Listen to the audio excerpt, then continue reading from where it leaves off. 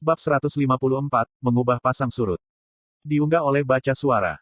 Aku menggertakkan gigiku saat melihat tubuh Sedri jatuh lemas di tanah. Pengguna kapak musuh mengeluarkan senjatanya dari tanah dan bersiap untuk mengayunkannya, seringai sombongnya memperlihatkan gigi-giginya yang kuning, ketika sebuah pisau tipis keluar dari gorgetnya. Ketika tubuh pengguna kapak itu merosot, Jonah, teman Sedri, mulai terlihat. Dengan sentakan kuat, dia mengeluarkan belati berlumuran darah dari pria yang baru saja dia tikam sebelum berlutut di sebelah Sedri. Idiot, apa yang kamu lakukan di tengah pertempuran? Saya cenderung meninggalkannya, itulah yang akan dilakukan Gray. Tetapi saya diingatkan tentang tadi malam, pembicaraan yang kami lakukan sebelum saya pergi untuk bertarung di atas panggung, dan malam minum yang riang sesudahnya. Aku nyaris tidak mengenal mereka lebih dari musuh yang aku hadapi, tetapi sentimen yang telah kami bagikan secara singkat malam sebelumnya, meskipun, setengah mabuk, menarik kesadaranku, mendorongku untuk membantunya. Dengan bunyi klik lidahku yang kesal, aku berlari menuju Jonah, yang memeluk mayat Sedri dengan lembut di lengannya. Seorang augmenter musuh, menarik ujung tombaknya dari kepala seorang prajurit, menangkap Jonah. Bahkan di balik helmnya yang menutupi sebagian besar wajahnya, jelas bahwa dia menyeringai pada keberuntungannya. Berkonsentrasi di tanah tepat di bawah kakinya, aku menembakkan paku batu ke arah musuh. Pengguna tombak itu dengan sempit menghindari cedera fatal, jatuh dengan canggung ke tanah saat ia memegangi sisi pendarahannya. Saya meningkatkan output mana ke tubuh saya dan berlari ke arah prajurit yang terluka. Saat dia berbaring berguling-guling kesakitan, aku menginjak dadanya untuk membuatnya stabil. Tanpa ampun, aku mengendarai daun sebalat jauh ke dalam lempengan dada dari pengguna tombak dan menyaksikan cahaya keluar di matanya. Dengan satu gerakan mengalir, aku mengeluarkan pedangku dan menggambar busur, menyingkirkan darah di pedangnya, sebelum menarik Jonah ke lehernya. Kamu harus keluar dari sini, aku menggeram, mengguncangnya. Dia kembali menatapku, matanya berkaca-kaca. Sedri, kamu akan baik-baik saja. Gumamnya, tatapannya jauh ketika dia menempel pada tubuh teman setengah elfnya seperti bayi. Peluit tajam dari panah masuk dan desis samar mantra yang mendekat menarik perhatianku, tetapi dengan kedua tanganku terisi aku hanya bisa melakukan begitu banyak. Aku sudah pelit dalam penggunaan mana murni karena skenario yang tidak mungkin bahwa aku harus bertarung melawan salah satu dari 4 sabit atau punggawa tetapi jika aku ingin membawa Jonah dan Sedri ke tempat yang aman, aku perlu untuk mengeluarkan lebih dari mana yang saya inginkan. Suara Gray bergema di kepalaku, menghukumku, mendesakku untuk meninggalkan mereka dan menghemat mana untuk skenario terburuk.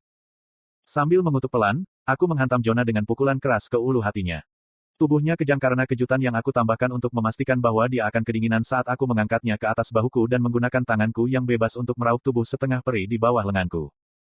Mayat kurus Sedri lebih berat dari tubuh Jonah ketika aku memegangnya di pinggangnya. Aku tidak bisa melakukan apa-apa pada lengan dan rambut pirangnya yang terseret di tanah, tetapi tubuh Jonah yang tidak sadar tampaknya tersinggung, lengannya menjuntai ke arahnya dari pundakku, seolah berusaha mengangkatnya. Mengabaikan keinginan merayap untuk hanya menjatuhkan mereka kembali ke tanah, aku dengan bebas melepaskan mana yang telah aku pelihara. Perasaan kekuatan yang memabukkan mengalir keluar dari inti saya, menyebar ke anggota tubuh saya dan mengisi saya dengan kekuatan baru. Menyetel keributan kacau di sekitar saya fokus sepenuhnya pada mana di sekitar saya. Karena lapisan asap dan api yang meluas, saya menghendaki penghalang spiral di sekitar kami ketika saya bersiap untuk mendorong mereka kembali ke pangkalan. Lapisan mana yang tembus pandang berputar di sekitar kami ketika semburan angin dan batu mulai membentuk dirinya menjadi sebuah bola. Memperkuat tubuh saya mendorong tanah. Segera, saya harus mempererat cengkeraman saya di sekitar Jonah dan Sedri agar mereka tidak jatuh. Penghalang yang kusihir tetap kuat saat panah dan mantra menghujani itu. Percikan memicu setiap kali musuh menghantam penghalang saya, membelokkan atau mengarahkan kembali apapun yang datang kepada kami, tetapi mantra itu terus-menerus menggerogoti cadangan mana saya. Berkat teknik rotasi mana yang telah saya pelajari dari Sylvia, bahkan mantra berlebihan seperti ini dapat dipulihkan kembali dalam waktu yang cukup singkat. Aku membajak melalui medan perang, menggertakkan gigiku untuk mengatasi berat kedua penumpuku ketika aku berkonsentrasi hanya pada menjaga penghalang aktif meskipun ada serangan intens di atasnya.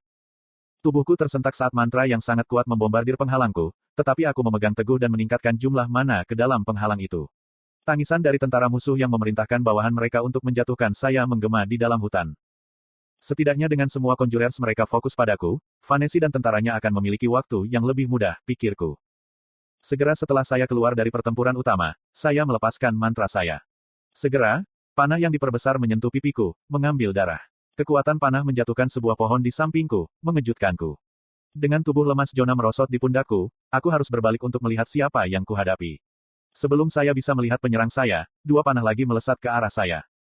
Saya hampir tidak punya waktu untuk bereaksi, tetapi itu sudah cukup. Sambil menghela nafas panjang, aku bergumam, Void Statis. Panah mematikan hanya beberapa inci jauhnya dari saya ketika saya melepaskan fase pertama dari keinginan naga saya. Dunia tumbuh diam bahkan suara perang yang kacau pun memekakkan telinga. Dalam satu gerakan cepat, saya memposisikan kaki kanan saya di atas satu panah dan menggigit poros panah lainnya. Melepaskan void statis, leher saya langsung tersentak dari kekuatan panah di mulut saya saat panah di bawah kaki saya terkubur ke dalam tanah. Mencambuk kepalaku ke arah penyerang, aku merilis semburan mana murni. Untuk sesaat, langit sore menjadi gelap ketika burung-burung yang ketakutan menembak dari pepohonan dan mengotori langit, merasakan niat jahat yang kulepaskan. Aku berdiri di sana sesaat, menatap ruang tempat aku mengira pemanah musuh, panahnya ada di mulutku, memperingatkan apa yang mampu kulakukan jika dia menghalangi jalanku. Ancaman tak terucapkan saya tampaknya telah melakukan trik karena tidak ada panah atau mantra menuju saya. Berbalik, saya lari ke hutan lebat, berjalan kembali ke tepi tebing tempat kami berasal. Arthur, apa yang terjadi? Sebuah suara memanggil ketika aku menurunkan Cedric dan Jonah ke tanah di tepi perkemahan. Aku mendongak untuk melihat Nyonya Astera, darah di wajahnya dan di celemek putih yang dulu. Menyadari tatapanku, dia hanya ingin menggelengkan kepalanya dengan senyum tipis. Jangan khawatir, ini bukan darahku. Saya hanya membantu petugas medis dan pemancar menambal beberapa yang terluka yang dibawa kembali. Petik 2. Aku mengangguk. Saya melihat. Kalau begitu, tolong jaga dia, aku menunjuk ke Cedric, dan merawat Jonah. Petik 2. Tanpa menunggu tanggapan kepala koki, saya berbalik ke arah tebing, siap untuk kembali, ketika sesuatu menarik sepatu saya. Anda membaca di https://rednovelfullonline.com. Mengapa? Kenapa kamu tidak bisa menyelamatkannya seperti kamu menyelamatkan saya? Suara serak Jonah bergetar saat dia mengencangkan cengkeramannya di pergelangan kakiku. Aku tidak bisa menyelamatkan setiap prajurit dalam perang, jawabku, tidak bisa melihat ke belakang dan menghadapnya. Pembohong. Aku yakin kamu pasti bisa jika kamu benar-benar menginginkannya. Kau tombak, kan? Saya tidak yakin sampai Anda menangkap panah itu dengan mulut Anda. Untuk sesaat, saya pikir saya sedang bermimpi karena panah berhenti di tengah penerbangan. Petik 2. Aku mengertakkan gigi karena frustrasi, bukan padanya, tetapi pada diriku sendiri, dan menendang kakiku bebas dari cengkeramannya. Seperti yang saya katakan, prioritas saya bukan untuk menyelamatkan setiap prajurit yang saya temui dalam perang. Kita mungkin tidak saling kenal selama itu, tetapi jika Cedric masih hidup, tidak mungkin dia akan menganggapmu sebagai hanya seorang prajurit, Jenderal. Ada racun tercampur dalam desis judul saya. Sambil berputar-putar, aku mengangkat Jonah oleh tengkuk bajunya sekali lagi dan menariknya mendekat. Aku minta maaf untuk temanmu, Jonah, tapi tarik kepalamu keluar dari pantatmu. Ada musuh di luar sana yang lebih kuat daripada yang bisa Anda bayangkan, lebih kuat daripada petualang manapun yang mungkin Anda sembah, dan Anda ingin saya mengeluarkan seluruh energi saya untuk menyelamatkan semua orang di sini. Jika saya melakukan itu, siapa yang akan menghentikan mereka? Siapa yang akan menghentikan para pemimpin musuh yang bisa naik gunung jika mereka mau? Petik 2. Kebencian dan kesalahan dari mata Jonah menghilang, digantikan oleh rasa bersalah dan kesedihan saat air mata mengalir di pipinya. Apa yang akan saya lakukan, kalau begitu? Saya berjanji padanya ketika kami masih kecil. Saya akhirnya akan menepati janji. Saya akan memintanya untuk menikah dengan saya. Petik 2. Mendengar kata-katanya, dadaku terasa sakit, memilih menjadi simpul saat napasku menjadi pendek dan kasar. Aku berjuang untuk tetap tenang saat menatap wajah sedih Jonah. Aku akan menjaganya, Arthur, bisik Astera, menarik Jonah ke belakang. Lanjutkan. Aku mengangguk singkat dan mengalihkan pandangan dari Jonah. Menuju kembali ke tebing, pikiranku diselimuti pikiran Jonah dan Cedric. Saya melihat mereka berdebat, saya melihat mereka bertengkar, dan saya melihat mereka tertawa bersama, tetapi saya tidak pernah terlalu memikirkan hubungan mereka. Sialan, kutuku saat aku meliuk-liuk melewati pepohonan yang lebat. Suara pertempuran semakin keras tetapi pikiranku terfokus pada kata-kata terakhir Jonah. Peluit samar panah membuat saya kembali ke kenyataan. Aku berputar keluar dari jalur proyektil dan menyulap beberapa pisau lempar keluar dari es kental, melemparkannya ke pemanah musuh tanpa menghentikan langkahnya. Dengungan pemanah yang menyakitkan dan bunyi debur tubuhnya jatuh dari pohon terdengar di belakangku. Beberapa kaki kemudian, sambaran listrik bergerak ke arahku. Mantra itu kuat tetapi dengan cara bercabang dan melemah, aku bisa mengatakan Castor itu tidak berpengalaman dalam sihir yang menyimpang. Sambil menghindar, aku mengumpulkan mana ke ujung jariku sekali lagi dan melepaskan mantranya. Tidak seperti kilat penyerang saya menembak seperti peluru. Namun, tepat saat mantraku hampir mengenai sasarannya, sebuah dinding logam didirikan dari tanah, membelokkan kilatan petir yang tidak berbahaya ke langit sampai hilang. Mengganggu. Saat berperang melawan Alacrians, saya mulai melihat sebuah pola. Untuk setiap augmenter atau tukang sulap yang bertarung, tampaknya ada tukang sulap yang berbeda yang tugas utamanya adalah melindungi mereka. Pemanah sebelumnya tampaknya bukan augmenter, yang menjelaskan mengapa dia turun dengan mudah. Karena Conjurers dan Augmenter musuh tidak fokus untuk melindungi diri mereka sendiri saat berperang, serangan mereka jauh lebih keras dan kurang ajar. Suasana hatiku menjadi suram sejak menjatuhkan Jonah dan Cedric kembali ke kemah, dan emosiku bertambah ketika semakin banyak musuh yang menyerang.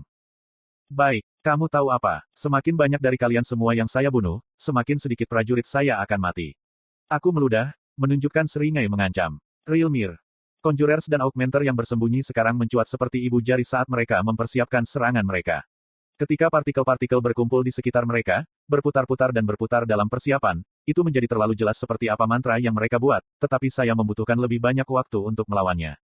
Semua pikiran tentang konservasi hilang ketika aku sekali lagi merilis tahap pertama dari kehendak nagaku. Dunia membeku sekali lagi dan aku dengan cepat menilai mantra yang diperlukan untuk melawan serangan 12 musuh yang berbeda. 3 ledakan api, rentetan batu yang tajam, panah yang diperbesar, mantra kilat, peluru air yang kental, dan salah satu conjurers berencana mengubur kakiku dari bawah agar aku tidak bergerak.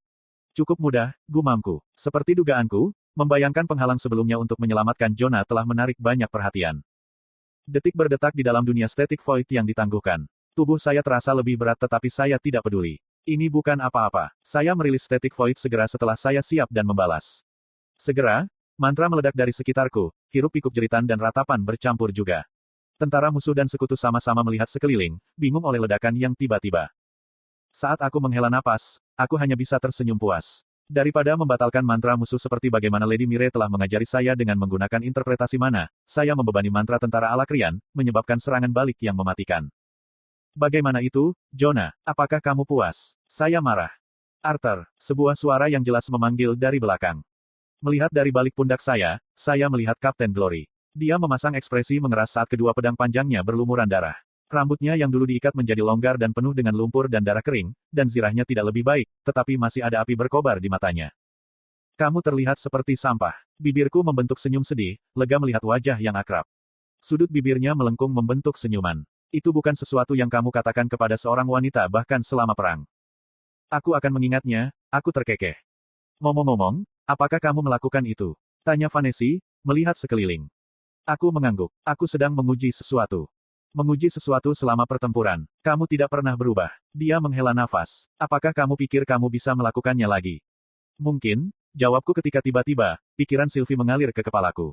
Arthur, aku akan kembali. Ada banjir emosi yang dibarengi dengan pesannya, khawatir, putus asa, dan takut. Apa yang terjadi? Apakah Anda sudah menemukan sesuatu? Saya mengirim kembali ke ikatan saya, emosinya memengaruhi saya. Tidak, aku harus berhenti di tengah, dia terdiam sesaat tapi ada firasat buruk yang membuat jantungku berdetak lebih cepat sampai dia berbicara lagi. Seseorang menuju ke arahmu. Arthur, dia kuat. Petik 1.